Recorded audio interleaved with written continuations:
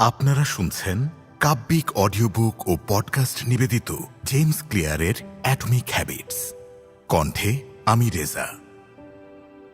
চতুর্থ সূত্র, সন্তুষ্টজনক করে তুলুন। আচরণ পরিবর্তনের মৌলিক নিয়ম।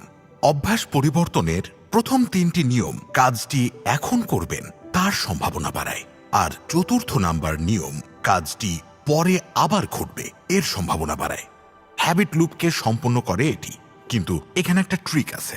আমরা যে কোনো ধরনের সন্তুষ্টি খুঁজছি না, আমরা আশু সন্তুষ্টির খোঁজ করছি।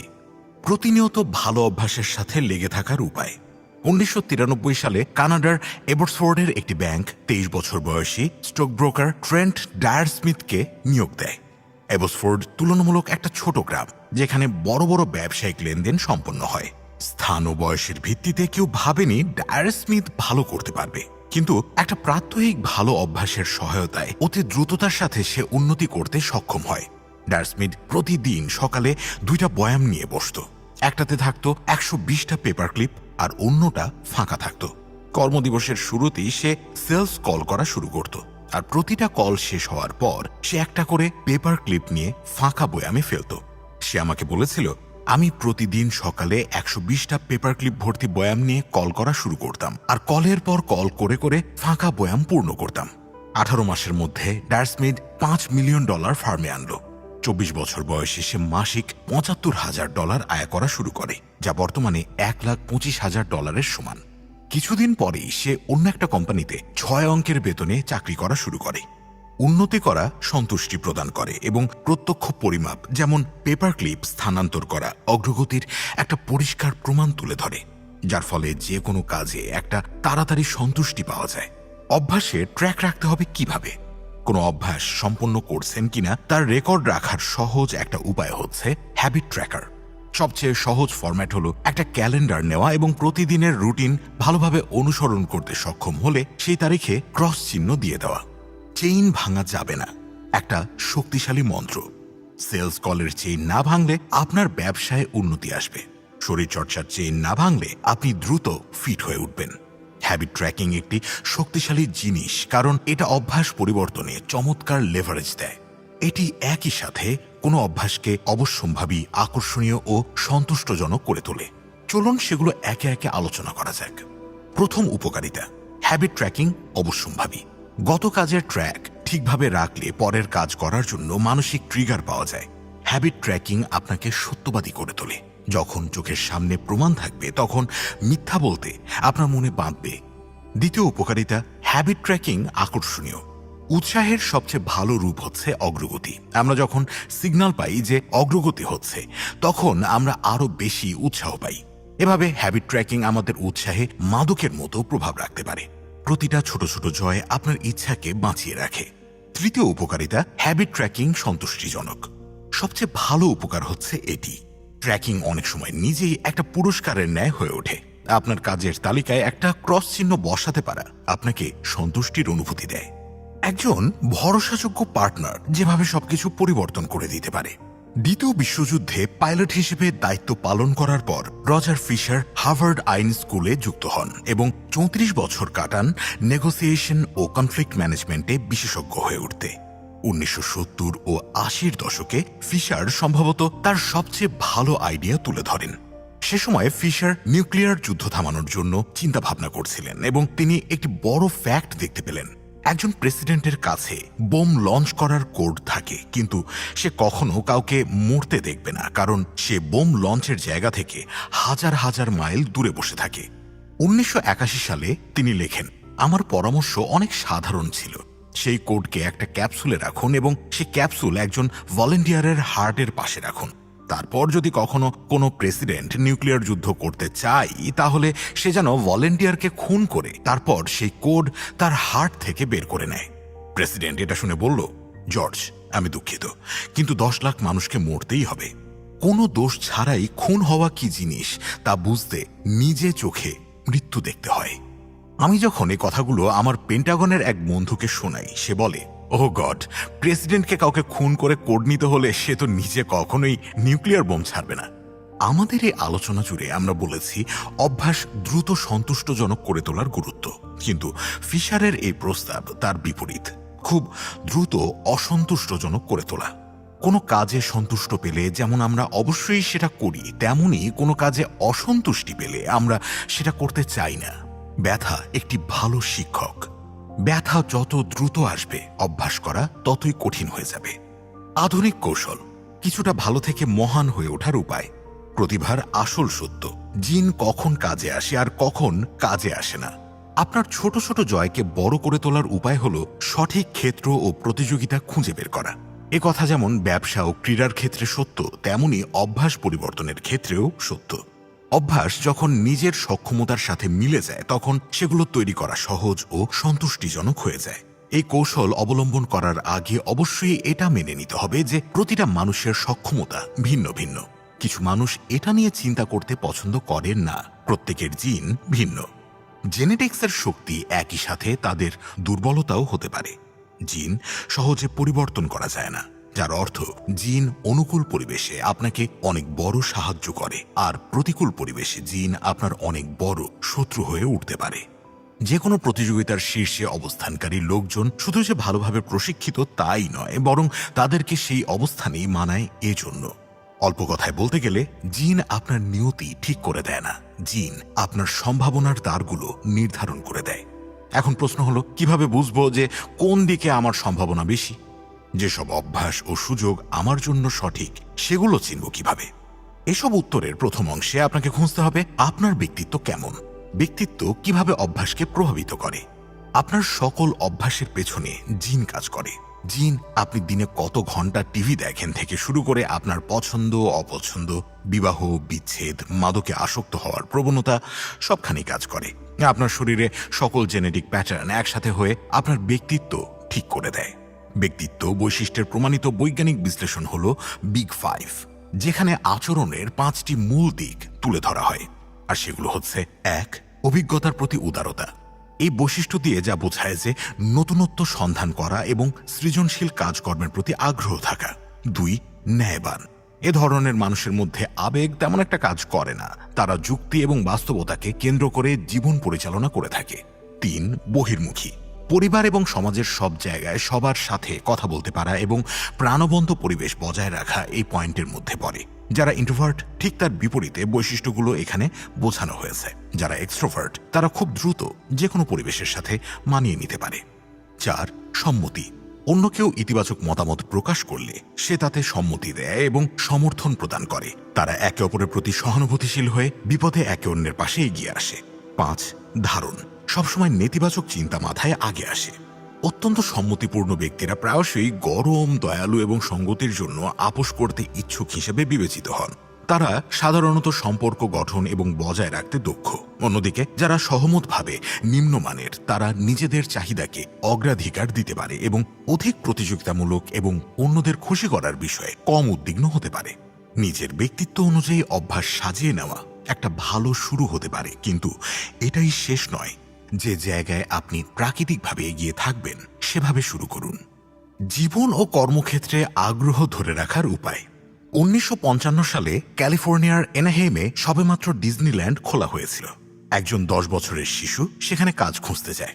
সে সময় শিশু শ্রমের আইন খুব একটা শক্ত ছিল না, তাই সে সেখানে একটা জায়গা পায় যেখানে সে গাইড বই বিক্রয় করা শুরু করলো, প্রতিটা $50 মূল্যে। 1 বছরের মধ্যে সে ডিজনি ম্যাজিক শপে স্থানান্তরিত হওয়ার সুযোগ পায়, যেখানে সে বড় কর্মীদের কাছ থেকে বিভিন্ন ট্রিক্স শিখে যায়। সে যোগ নিয়ে বিভিন্ন পরীক্ষা চালায় এবং দর্শকদের বিভিন্ন সাধারণ রুটিন লক্ষ্য করতে থাকে। খুব শীঘ্রই সে আবিষ্কার করল যে সে ম্যাজিক করতে নয়, বরং এমনই সাধারণ কিছু প্রদর্শন করতে ভালোবাসে।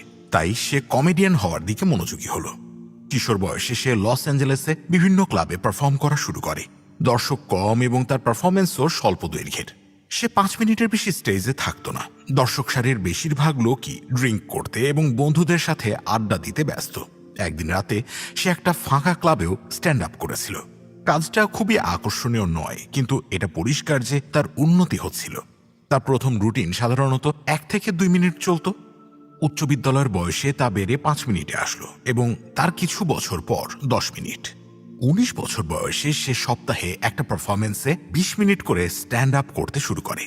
শো চলমান সময়ে তাকে 3টা করে কবিতা আবৃত্তি করতে হতো, শুধু নিজের প্রদর্শনীর দৈর্ঘ্য বাড়ানোর জন্য। এর সাথে সাথে কিন্তু তার দক্ষতাও বৃদ্ধি পেতে শুরু করলো। পরীক্ষা, অনুশীলন এবং অগ্রগতির বিশ্লেষণ করতে সে আরও 1 দশক পার করলো। সে একটা টেলিভিশন চ্যানেলে যোগদান করলো লেখক হিসেবে এবং টক শোতে সে নিজের প্রতিভা সবার সামনে তুলে ধরতে শুরু করলো। 70 দশকের মাঝামাঝি সময়ে দ্য টুনাইট শো ও স্যাটারডে নাইট লাইভ টক শোতে তার অতিথি হিসেবে ডাক পাওয়া নিয়মিত একটা ব্যাপার হয়ে দাঁড়ালো। অবশেষে 15 বছরের পরিশ্রমের পর এই যুবক জনপ্রিয়তার শীর্ষে আসলো। সে 63 দিনে 60টি শহর ঘুরেছে, তারপর 80 দিনে 72টি, তারপর 90 দিনে 85টি শহর।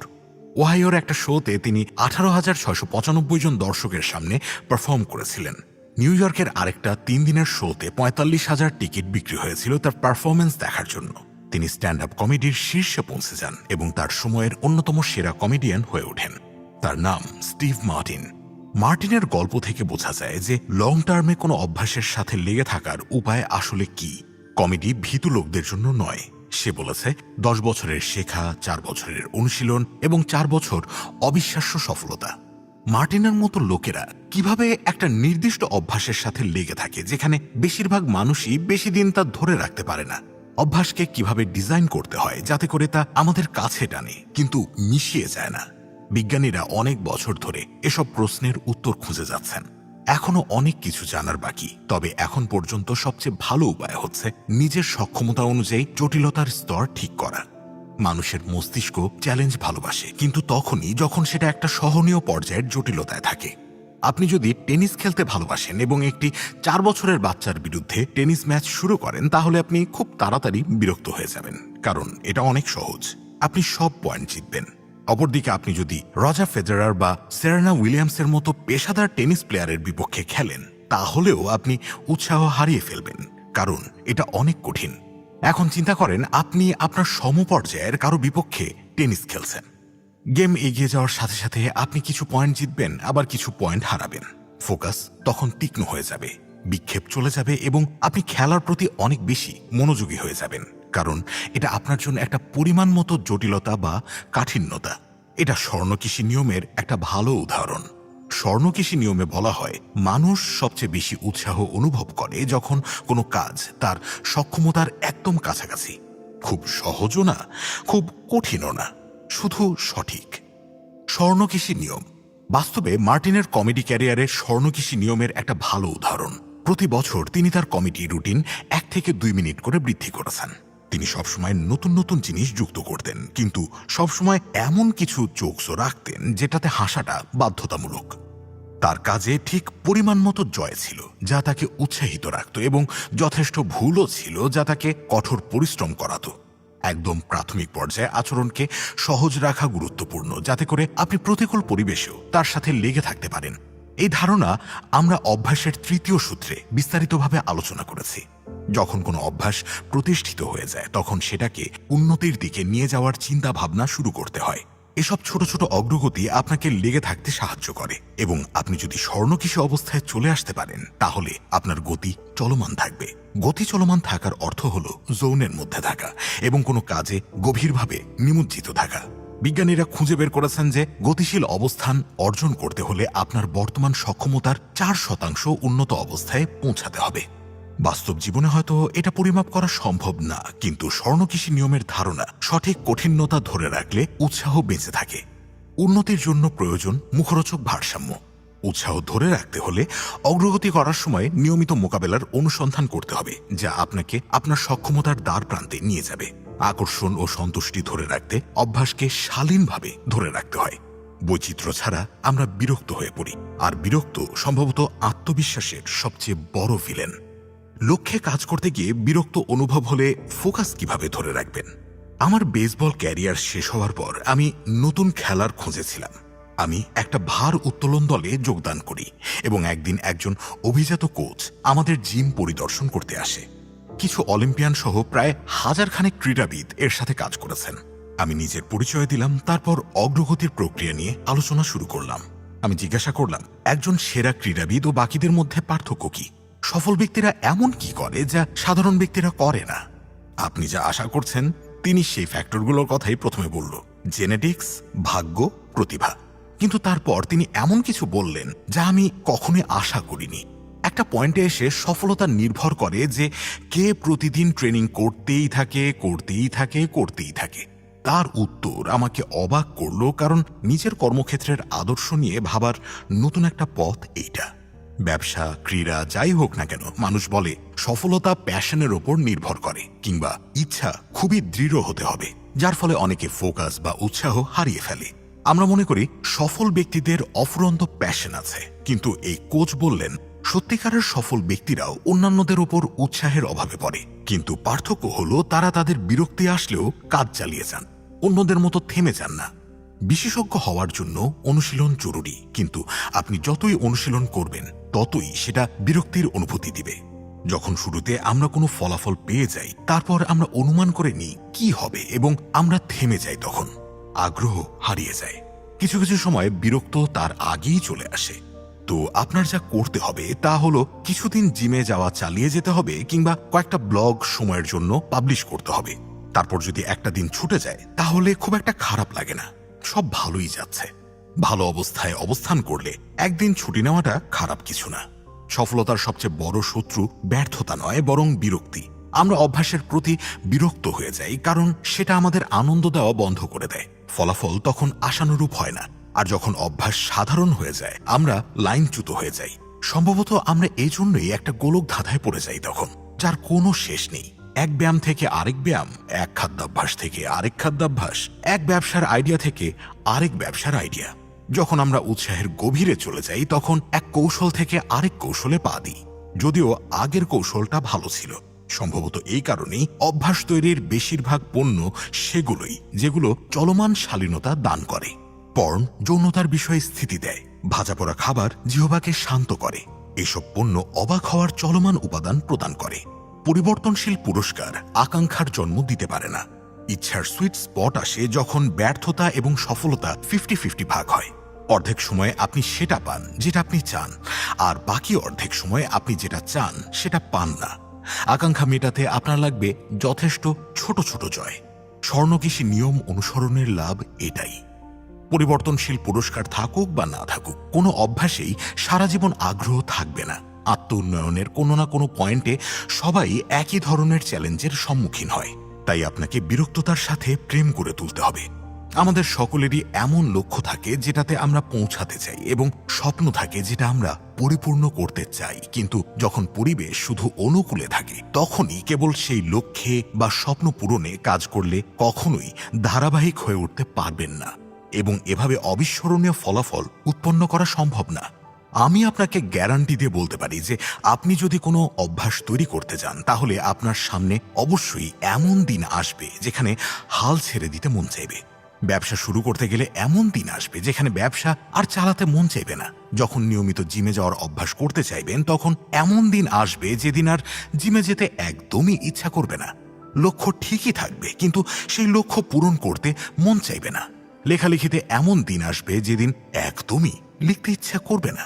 কিন্তু এমন দিন আসলে উঠে দাঁড়ান, বিরক্তিটাকে পরাজিত করুন।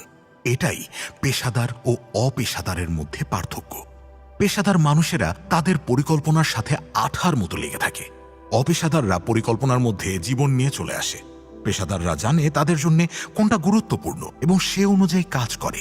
অপেশাদাররা জীবনের তাড়াহুড়ায় গুরুত্বপূর্ণ জিনিস থেকে একেবারেই ছুটে যায়। মহান হয়ে ওঠার একমাত্র উপায় হলো একই জিনিস বারবার করার আগ্রহ ধরে রাখা। বিরক্তির সাথে প্রেমে পড়তে হবে। ভালো অভ্যাস তৈরির কুফল। অভ্যাস বিশেষজ্ঞ সৃষ্টি করার ভিত্তি তৈরি করে দেয়। দাবা খেলায় যখন বিভিন্ন গুটির বেসিক মুভমেন্ট শেখা হয়ে যায়, তারপরেই খেলোয়াড় খেলার পরবর্তী লেভেলে যেতে পারে। প্রতিটি তথ্যগুচ্ছ ভালোভাবে মনে সেট হয়ে গেলে নতুন জিনিস নিয়ে ভাবার জায়গা খালি হয়। সকল প্রয়াসের ক্ষেত্রেই এটা সত্য। যখন আপনি সহজ চালগুলো ভালোভাবে আয়ত্ত করে নিতে পারবেন, তখন আপনি নতুন জিনিস নিয়ে চিন্তা করতে নিজের সময় ব্যয় করতে পারবেন। এই উপায়ে দেখা যায় অভ্যাস যে কোনো মহত্ব অর্জনের মেরুদণ্ড। তবে অভ্যাসের সুবিধা নিতে গেলে কিছু মূল্য চুকাতে হয়। প্রথমে, প্রত্যেক পুনরাবৃত্তি দক্ষতা ও গতিতে উন্নতি ঘটায়, কিন্তু তারপর অভ্যাস যখন স্বয়ংক্রিয় হয়ে যায় তখন আপনি ফিডব্যাকের প্রতি কম উদ্দীপ্ত হতে শুরু করেন। আপনি নির্বোধের মতো পুনরাবৃত্তি প্রক্রিয়া করতে থাকেন, যার ফলে ভুল ঢুকে যাওয়া সহজ হয়ে যায়। যখন আপনি অটো পাইলটের মতো কোনো কাজ করতে সক্ষম হয়ে যান তখন উন্নতি ঘটানোর চেষ্টা কমে যায়। অভ্যাসের উপর দিকে দেখতে গেলে আমরা চিন্তা ছাড়াই কাজ করতে পারি, আর অভ্যাসের অপর পিঠ হলো আপনি এতটাই অভ্যস্ত হয়ে যান যে ছোট ছোট ভুলের দিকে নজর দেওয়া বন্ধ করে দেন।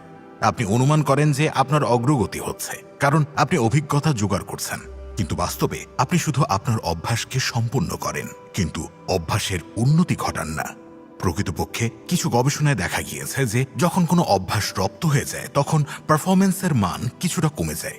সাধারণত পারফরমেন্সের এই স্বল্প কমতি মান নিয়ে চিন্তার কিছু থাকে না। দাঁত ব্রাশ করতে, মোজা পড়তে কিংবা টাই পড়তে উন্নতি সাধন করেই যেতে হবে এমন কোনো কথা নেই। এরকম অভ্যাস যথেষ্ট ভালো হলে যথেষ্ট। নগণ্য জিনিসে কম শক্তি খরচ করলে গুরুত্বপূর্ণ জিনিসের জন্য শক্তি জোগাড় হয়। সে যাই হোক, নিজের সম্ভাবনা সর্বাধিক করতে গেলে ও অভিজাত লেভেলের পারফরমেন্স অর্জন করতে গেলে সূক্ষ্ম কৌশলের প্রয়োজন। অন্ধের মতো একই কাজ বারবার করে আপনি কখনোই চমৎকার কিছু আশা করতে পারেন না। পরম পাণ্ডিত্যের জন্য অভ্যাস জরুরি, কিন্তু যথেষ্ট নয়। দরকার হলো স্বয়ংক্রিয় অভ্যাস ও সুচিন্তিত অনুশীলন। অভ্যাস প্লাস সুচিন্তিত অনুশীলন ইকুয়ালস টু মহত্ব। মহান হতে গেলে নির্দিষ্ট কিছু দক্ষতা স্বয়ংক্রিয় করে নিতে হয়। মহত্ব এমন একটি প্রক্রিয়া যার মাধ্যমে ফোকাস সূক্ষ্ম হয়ে ওঠে। এর ফলে বিগত করা কাজগুলো পুনরায় করা সহজ হয়ে যায়। সব অভ্যাস পারফরমেন্সের পরের লেভেল আনলক করে দেয়। এটা একটা অশেষ চক্র। অভ্যাস শক্তিশালী হওয়া সত্ত্বেও আপনাকে সজাগ থাকতে হবে যাতে করে আপনি প্রতিনিয়ত উন্নতি বয়ে আনতে পারেন।